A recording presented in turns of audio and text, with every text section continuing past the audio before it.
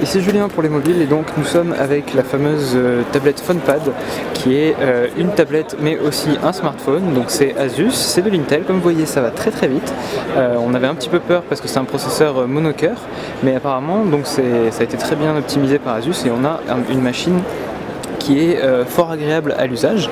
Donc vous allez voir qu'il y a pas mal de petites applications qui ont été préchargées pour montrer les performances de la bête. Donc on va retrouver les fameux Angry Birds qui ont été mis dessus. Donc, les chargements sont un poil longs, même avec le géodrame qu'il y a à l'intérieur, mais comme vous pouvez le voir, ça fonctionne parfaitement.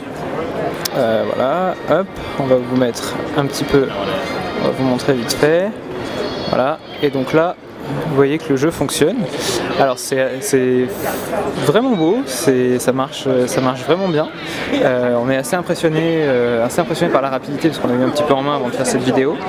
Et comme vous pouvez voir, c'est assez clean niveau écran, même si on n'est pas sur des hautes définitions, ça reste un écran 1280 par 800 et donc c'est pas quelque chose de tout petit. Alors comme vous voyez la taille par rapport à ma main, c'est énorme. C'est clairement énorme et vous pourrez donc tout à fait téléphoner avec ça puisque nous sommes sur une tablette qui est 3G et qui peut accepter une SIM. Comme vous pouvez voir, il y a toutes les applications de téléphonie d'Android 4.1 que vous allez retrouver donc avec les favoris, le journal, le clavier, etc.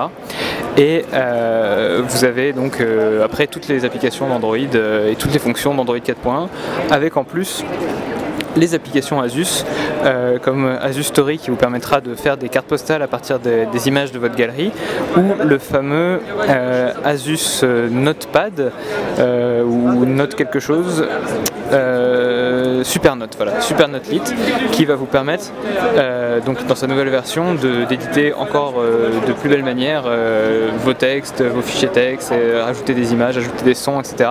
C'est très complet, on a vu des démonstrations, on vous montrera ça pendant le test.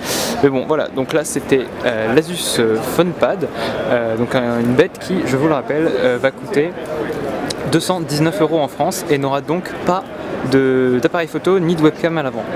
Ou si, il y a une webcam à l'avant mais il n'y a pas d'appareil photo. Et donc voilà, on aura en 249 € en prix européen, mais la France n'a pas eu le droit à ce prix-là et a donc perdu l'appareil photo au change. Voilà.